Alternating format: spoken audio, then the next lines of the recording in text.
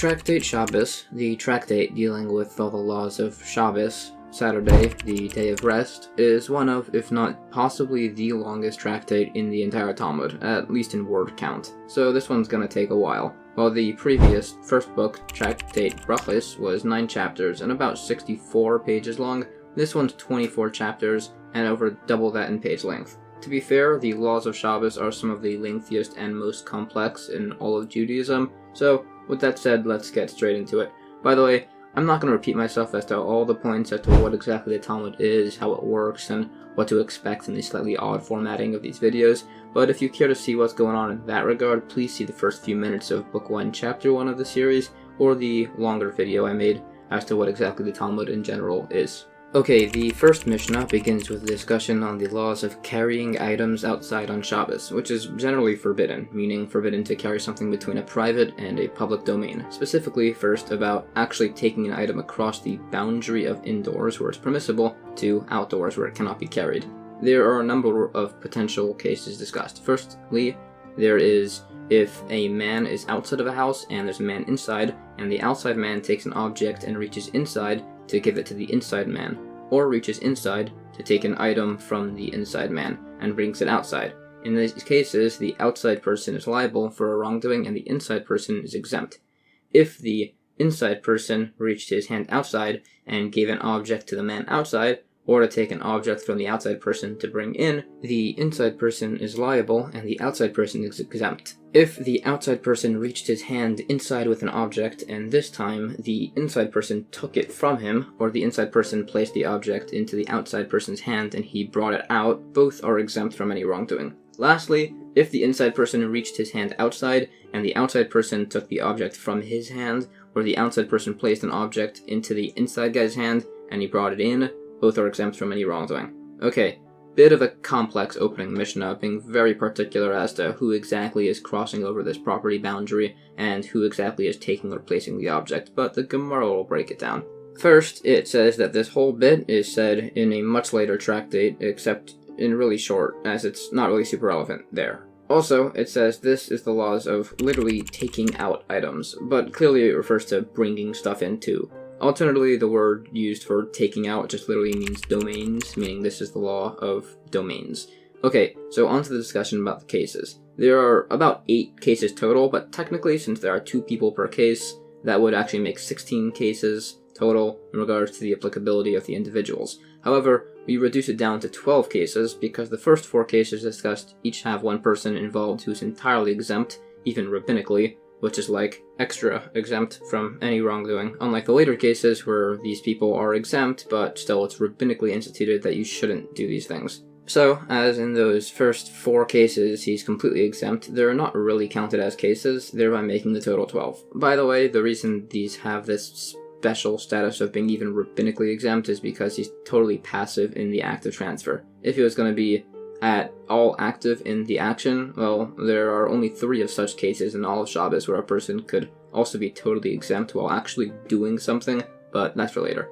Anyways, the reason why it says there are 8 cases total instead of 12 is because it's only counting cases where you're actually lifting something, not placing something down, as lifting is a more significant action. Also, some of the last cases discussed make them both be exempt, as if 2 people combine to do a normally prohibited act, they are both exempt, as based on a verse. It only applies to a person performing an action by himself.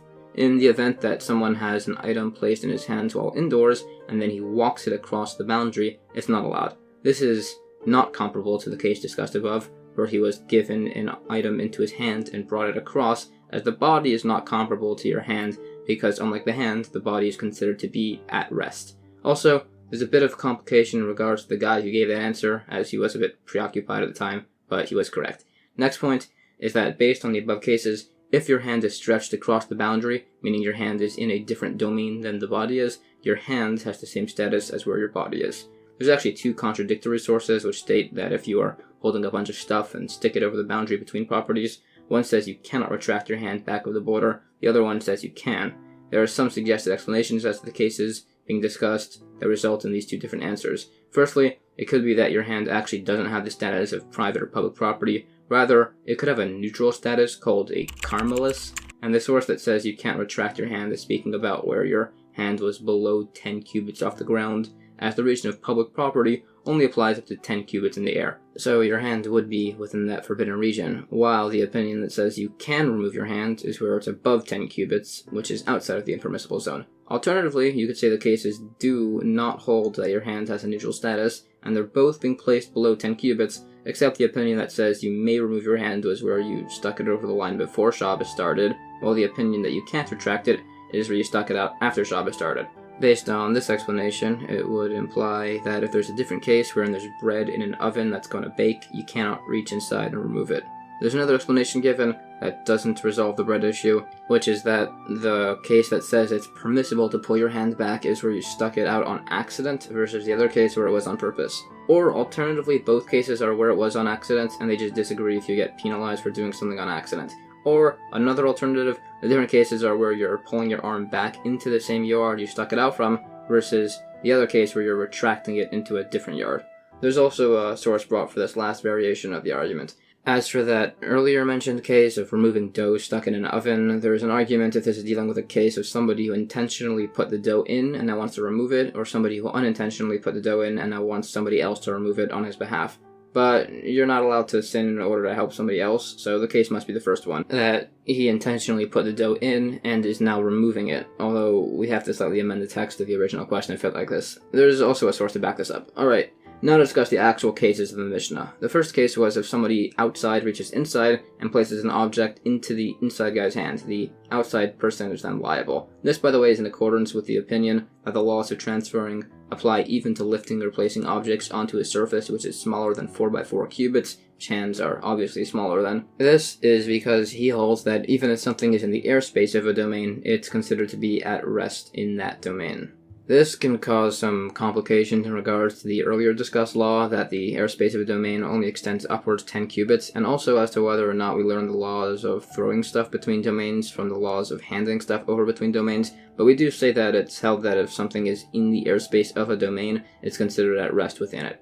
However, we say if it's in the airspace, it's considered at rest, which means placing the item down doesn't require 4 cubits, but perhaps lifting the object from a surface requires it to be larger than 4 cubits, which would be held by a different person. So we try to bring a proof of this new opinion that the laws apply even to placing an item on a small platform, but not to lifting an item from a small platform, that such an opinion is held by this other individual. We bring several proofs to try and attribute it to him, and then to many other sources, but we really are unable to. We try to alternatively suggest that actually the people in this case are using baskets to place and retrieve the object, which means there's a surface larger than 4 cubits, which resolves the issue. However, it doesn't mention anything about a basket in the case, so alternatively, it could be that their hands got very close to the ground, so it's not legally considered as if they're placing the item in a small surface area of a hand. Rather, it's as if they're placing it on the ground technically. However, the case did specifically say that they were standing up, so that would make that suggestion very unlikely. You could maybe suggest that they were bent over so their hands were near the ground, or that they were both inside of pits, or that it was like a really short person. However, all these cases are just a bit too outlandish to be considered. So we give our final answer, which is that a person's hand has a unique status of significance, so it counts, even though it's smaller than 4x4 cubits. Based on another source, this applies even if you're not considering the recipient's hand to be significant in your case, and you just coincidentally happen to throw it at his hand. That guy's hand still has a significant status applied to it. With this logic, there's a side point, which is that you may not throw an item in public property to another person. However, if the other person moves to catch it, it's considered as if 2 people work together to do this action, and as mentioned with these laws, if 2 people do them, then they're both exempt. So, what if you throw an object and then run to catch it? Is it considered as if you're one person, or as you're doing 2 separate actions, as if it's 2 people? So that remains an unsolved question. There's another case cited, which states that if you put your hand into another's yard and collect rainwater and bring it in, you're liable for wrongdoing. This case isn't discussing passively having water fall into your hand, because then you'd be passive, and that's allowed. Rather, it's discussing where you're actively collecting water. Specifically where you're collecting it from a sloped wall, as the water has to be somewhat resting in place, and it has to be on a surface larger than 4x4 cubits as explained earlier. This is similar to a different case discussed later by a book that fell off a roof onto a similarly sloped wall. An alternative explanation, instead of the sloped wall explanation, is that the water collected in a hole and he's scooping it out. This would be a bit obvious, but it needs to be taught to establish that water lying on top of other water is considered to be at rest. which he also states elsewhere. Okay, said question. Based on this logic, a nut in a vessel that's floating in water, do we follow the nut, which is at rest in the vessel, or do we follow the vessel, which is not at rest on the water? Well, that remains an unresolved question.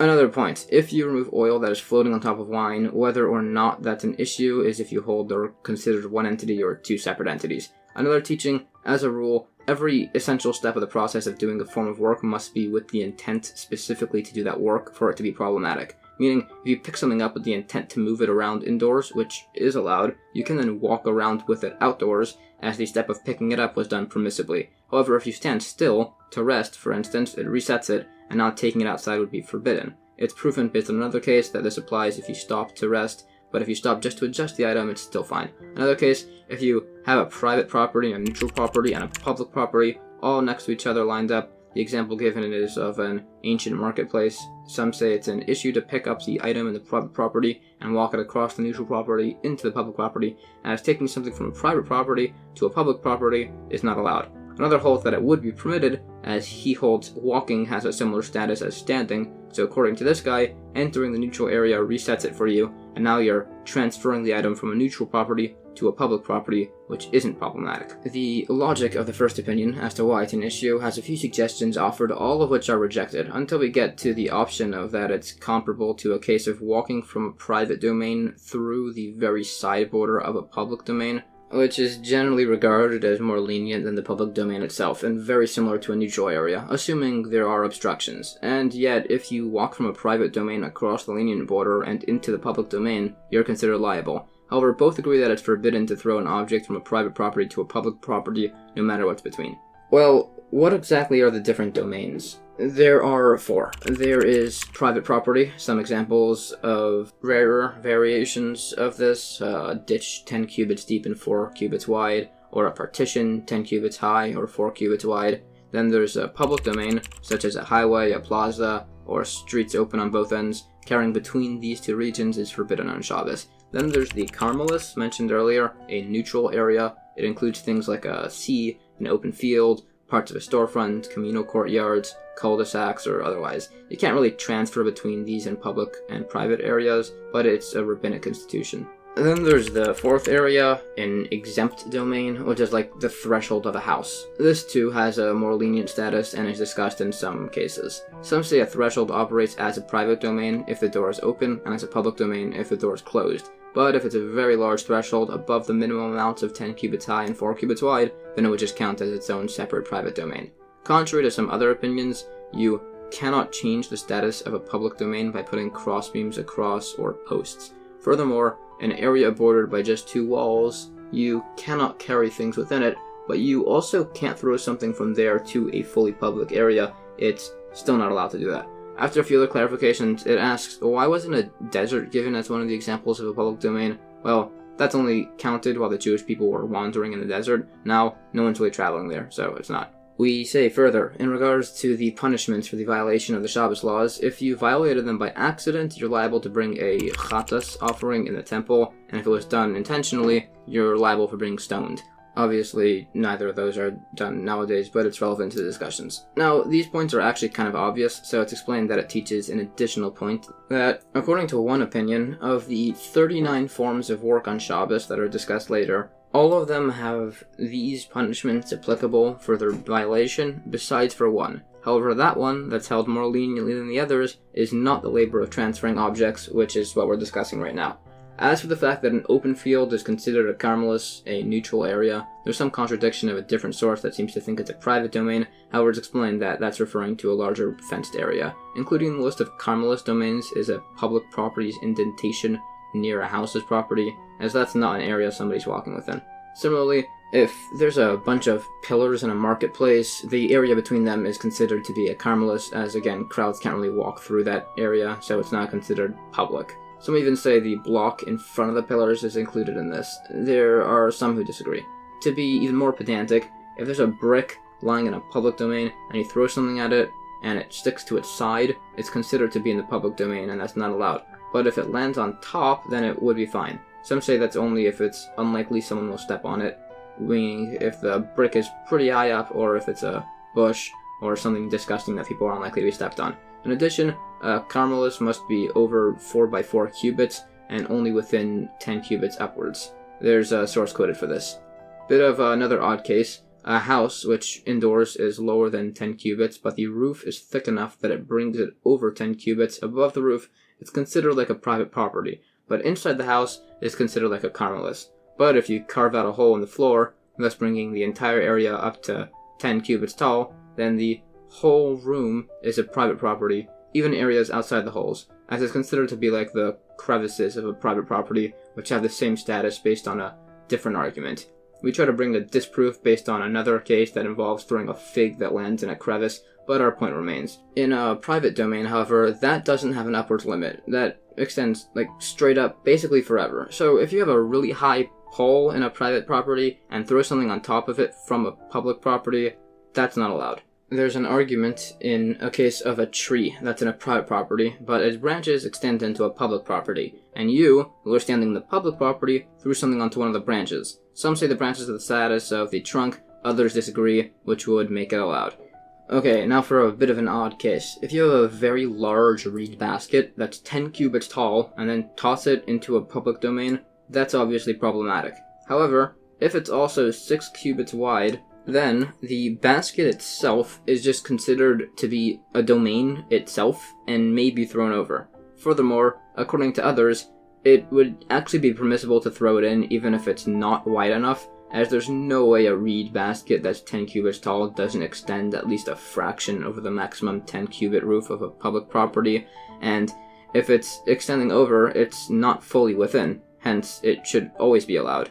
Also, if you throw it in face down, then even if it's only 7.5 cubits tall, it's allowed, as the space between the top of the basket and the top of the area of a public property is now less than 3 cubits, which has a special law of if it's less than 3 cubits, it's considered closed off, so again, it would be permissible. Others disagree, saying that as a basket is not meant to be face down, this wouldn't count as being valid. However, if there is a post 9 cubits high, then that's considered valid, as within the public domain. There is disagreement if this applies to the literal inverse in a hole. There's an attempted proof brought from a discussion about walking through a pool. The final ruling on that regard is that an inconvenient passage is considered part of its public property, while an improper usage of something, like this hole, does not make it considered part of the public property. A side point, if you have a bundle of reeds and you roll it by lifting one end at a time into a different domain, it's technically fine, as long as you never actually pick it up fully. Okay, earlier we briefly touched on the subject of a threshold, after some arguments decided that it has the status of an exempt property. Then there was the other point we said, where it really depends if the door is open or not. There's a bit more adjustment to this case, perhaps it's where there's a crossbeam over the top which makes further variation if the door is open or shut, or 2 crossbeams in close proximity, and the doors being opened or closed can make the beams considered to be a roof or not. Final point, if there are 2 separate domains, 2 private ones, for instance, that are in one area, for instance, the post 4x4x10, which is a private domain itself, which is itself within a private domain, you cannot lean on it to rearrange a burden, even though it should technically be allowed, as it's instituted as a safeguard against mistakenly doing the same while in a public domain, which is not allowed.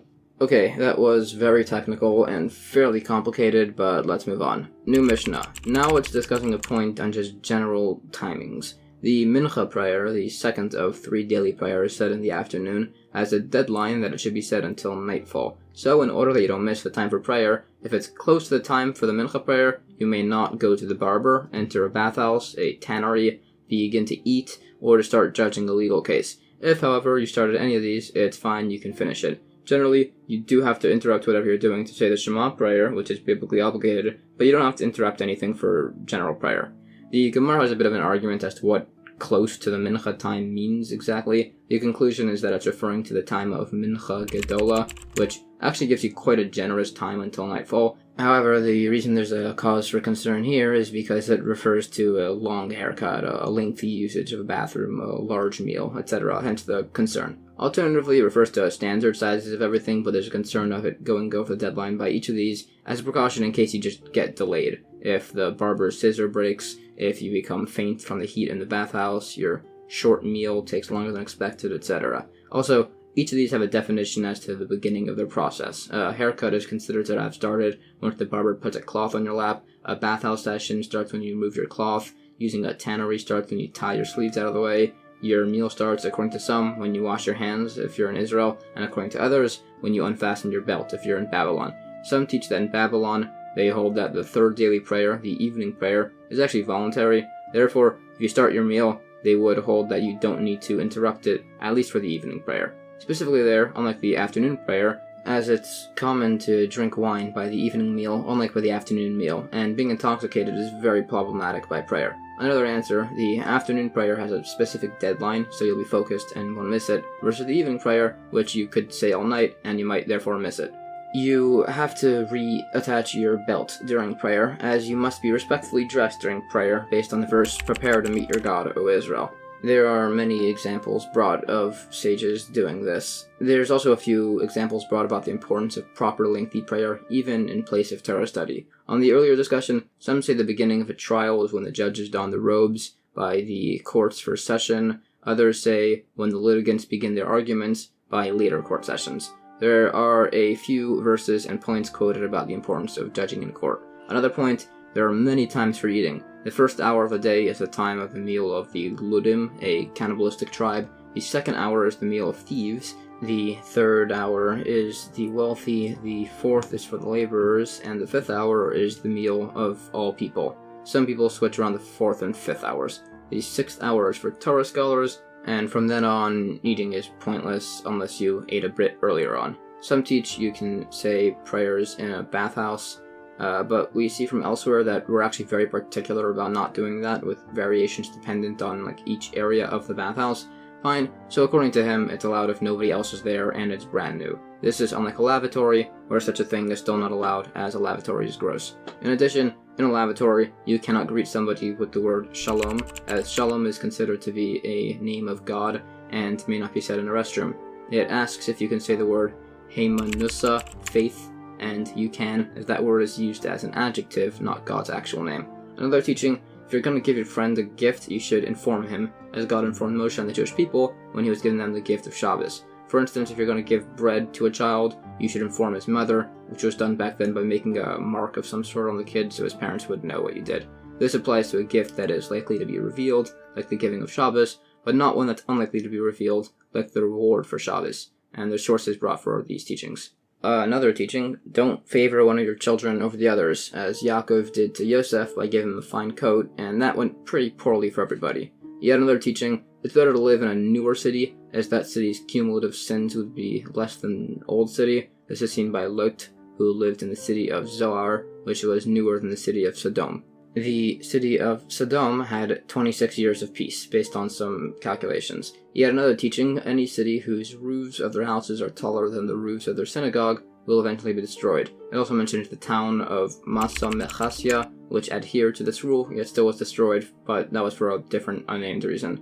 Another point, it's preferable to work under an order from best to worst, an Ishmaelite, an Edomite, a Chabarian, a Torah scholar, and then an orphan or widow, as if you mistreat those last few, it's a pretty severe wrongdoing. It also says that the worst sickness is a stomach sickness, the worst pain is a heart pain, the worst ache is in the head, and the worst evil is in an evil woman. Another teaching, if all the oceans were ink, all the marshes were quills, all the heavens were parchment, and all the people were scribes, it would be insufficient to record the depths of the government. Also, a fast is extremely good at nullifying a bad dream, particularly if it's done the day after, even on Shabbos. Okay, back to the original point in the Mishnah. We said you can interrupt what you're doing to say the Shema, but not for prayer. This refers to interrupting Torah study.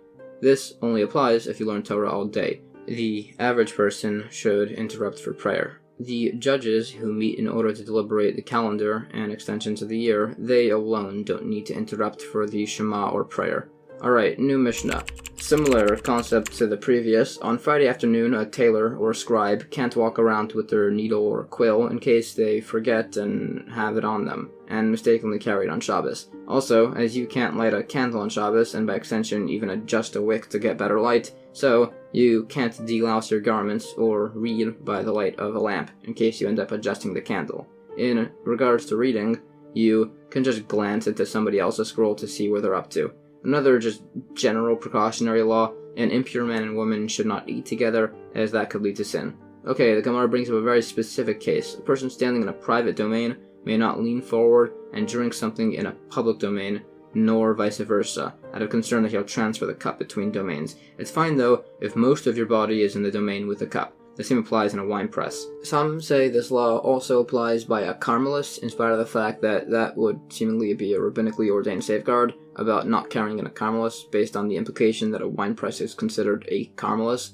Others disagree and hold that the point about a wine press tossed in at the end has nothing to do with the laws of Shabbos and is in regards to the laws of Meiser tithes. The premise of that argument was about if we institute a rabbinic decree on top of a rabbinic decree, meaning it's a double safeguard. We try to bring proofs from the discussion from the earlier points about not carrying a needle on Shabbos, and we say that that must be referring to an entirely biblically forbidden case, meaning actually carrying the needle in your hand and on Shabbos itself. Some say it's where the needle's pinned on his garment, but they still forbid it biblically, as that's the manner of his craft. There's a similar discussion about somebody with a Zav impurity carrying a pouch. It ends up being resolved between two opinions, based on whether you hold you can do a form of labor in a manner other than its defined purpose, or if you can't. Another point, you may wear your tefillin around before Shabbos, as you're obligated to be aware of those at all times, based on a comparison to the tzitz, the headband worn by the Kohen Gadol, so you won't forget that you're wearing them and accidentally wear them into Shabbos. Also, as an important general rule, before Shabbos starts, check all of your clothes to make sure you're not accidentally going to be carrying anything. The next issue discussed was delousing your garments, which we said was because we were concerned that he might tilt a candle to look better. Also, similarly, if your clothes are similar to a woman's, you can't use a lamp to tell whose are whose for the same reason. An additional point about delousing clothes: don't do it in public, as it's kind of gross. In fact, don't do other gross things in public. There's an argument as to what you should do with the lice on Shabbos. Some say you should throw them away, others say you can actually kill them, unlike just about every other animal on Shabbos. It then lists several things you should say to a sick person on Shabbos, generally about the fact that you can't make a sad prayer on Shabbos. However, in spite of that, they should get better soon. Also, normally you should specifically pray in Hebrew, but a sick person is more answered if he prays in any language, as the divine presence supports him. The prohibition against reading by lamplight applies even if there's no way you'll be able to reach the lamp. Two people, however, may read the same thing together, as if one of them reaches to adjust the lamp, the other person will stop him. This leniency doesn't apply by a bonfire, as people are too far apart. A distinguished person may read from a lamp, as he's not adjusting the candle even during the week, and there are sources to back this up. A permanent servant may not check the dishes by lamplight, as he's going to try to make sure everything is cleaned properly and will tilt the candle, but a temporary servant doesn't really care as much, so we're not concerned. There's argument that this is a law that should be publicized. Alternatively, it's not an issue if it's a naphtha lamp, which smells poorly, and therefore won't be adjusted. We then said you can glance into people's scrolls where they're up to. This applies to the beginning of the passages, and also children can read because possibly they have their teacher monitoring them so they won't touch the lamp. The next point was about impure people eating together. It's discussed a bit. This actually has importance to a point on kosher, that two people can eat meat and milk, a obviously forbidden mixture of foods, at the same table if they don't know each other.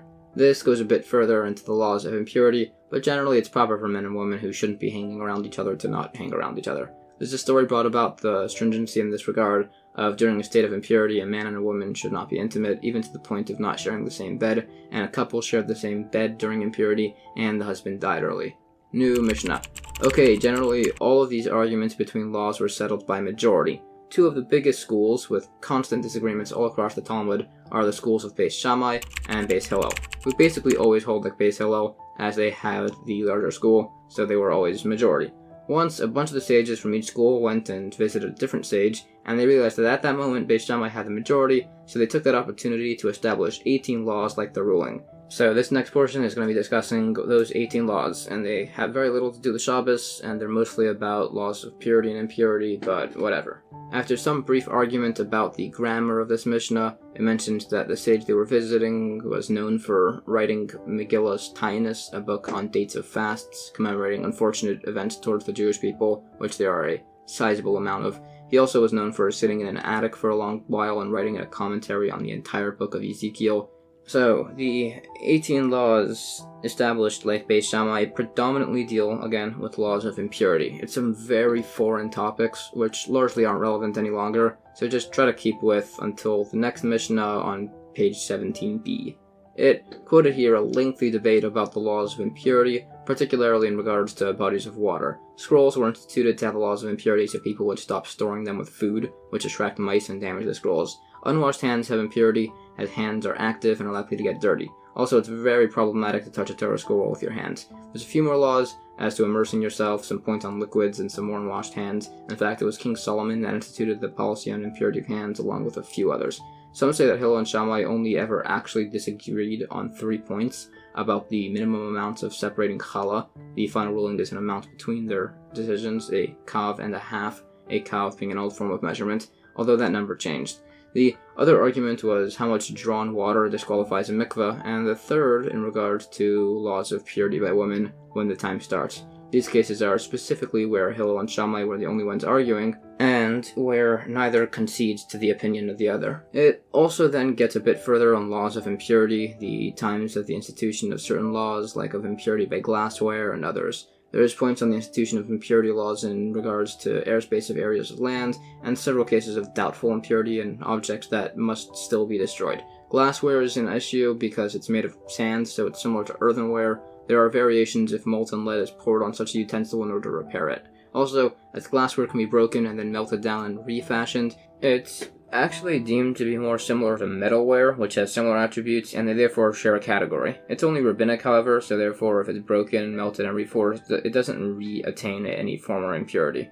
It goes on for a bit like this, on designation of certain types of utensils, statuses in regards to the laws of impurity, but that's the idea. Within those laws were listed 9 of the 18 enactments of Beis Shammai. The first 3 were about eating impure food or drink, the next 2 were about washing in drawn water, the next 2 were about protecting scrolls with the laws of impurity, and the last 2 of these 9 were stringencies on liquids in this regard. The next of the 18 was that a vessel placed under a pipe to collect rainwater can be used to disqualify a mikveh, the details of which are explained a bit more. The next of the 18 was that all movable items, if they act as a roof over a corpse, can convey impurity if they have the thickness of a goad, which was like a cattle prod kind of thing. Again, discussed a bit more, on to the next one. Grapes harvested for a wine press are susceptible to impurity. This was actually a hotly debated topic, and they ended up having to pull out a sword and place it in the study hall to symbolize that nobody could leave, and it wasn't a very well received incident, and there's a bit of mention as to why this principle exists. The next one was that if terumah is replanted, it's still considered to be terumah. The next one was that if Shabbos falls when you're traveling, you should give your money purse to a non-Jewish person so he doesn't carry it. The last ones were to be careful to not eat the bread, oil, or wine of a non-Jewish person, as it could have many halachic issues. Also, not to be in seclusion with even a non-Jewish woman, as it could lead to similar issues that exist with being secluded with a Jewish woman. There's a bit more argument as to if there's one more, one less, or different. For instance, there's a concern about having your children interact with certain people who are suspected of being inappropriate with them. That's some institute, but that's the idea of that notion.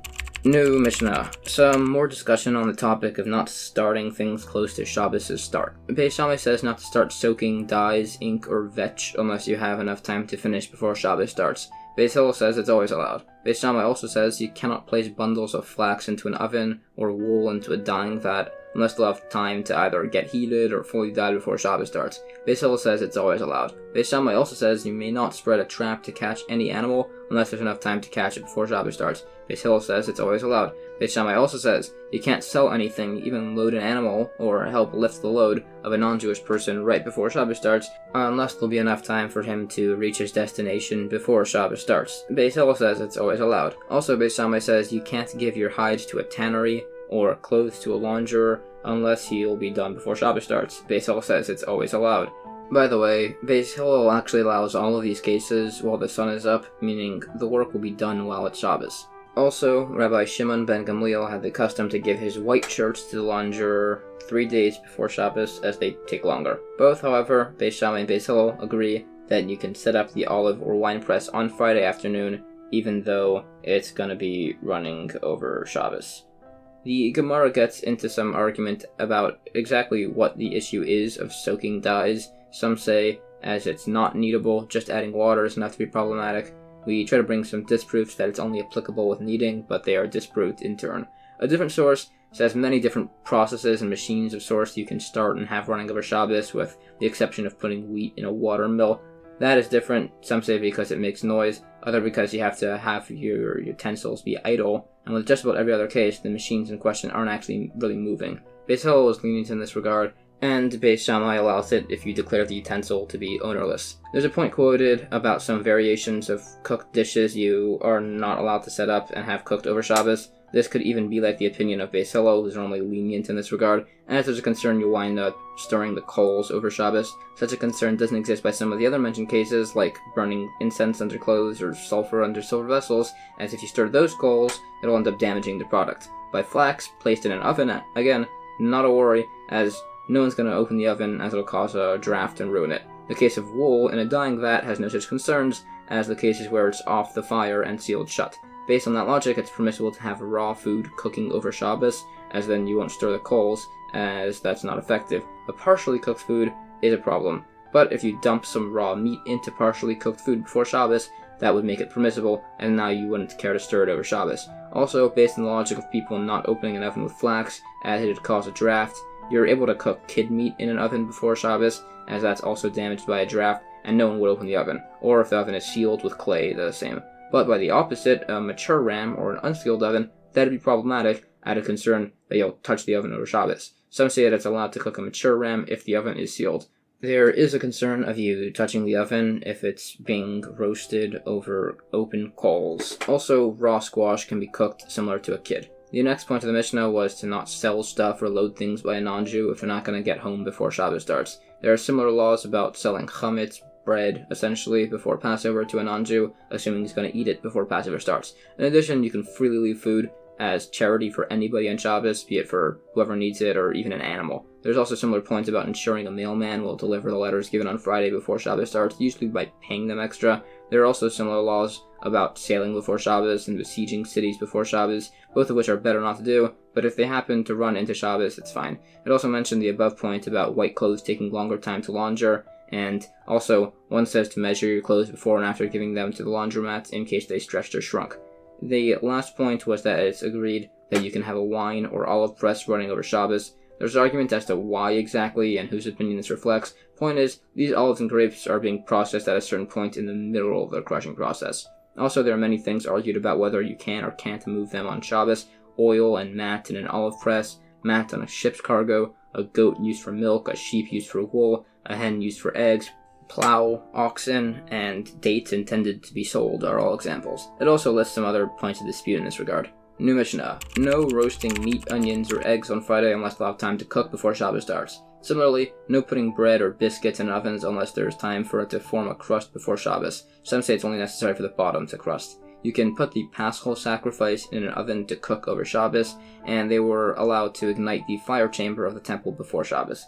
Outside of the temple, you can light the fire if most of it will catch before Shabbos. With charcoal, it's allowed to light before Shabbos if they ignite even a little bit. We said there are foods that can be cooked before Shabbos. The minimum amount is called ben derosai, which is about a third of the normal time. This applies in many general laws of cooking. The opinion that says you need one service of the bread to crust refers to the side facing the oven wall. The paschal sacrifice, unique as it's a whole goat, is allowed as the people cooking it are paying lots of attention and won't mess with the oven over Shabbos. A similar logic applies to the fires in the temple. The amount necessary to light a flame before Shabbos of it to catch is that either most of each piece caught fire, others say to the point where nobody's saying to bring more firewood. If it's one single large block of wood burning, the fire must be through most of its thickness. Some say it's circumference, and we do both. There are leniencies by loose reeds if they are not tied together. There are further exceptions by burning pitch, sulfur, wax, or grease. Also, straw or stubble or Babylonian wood, which is either cedar branches or moss. So none of those require the fire to catch on a majority of them before Shabbos starts. And with that, that's the end of Chapter 1.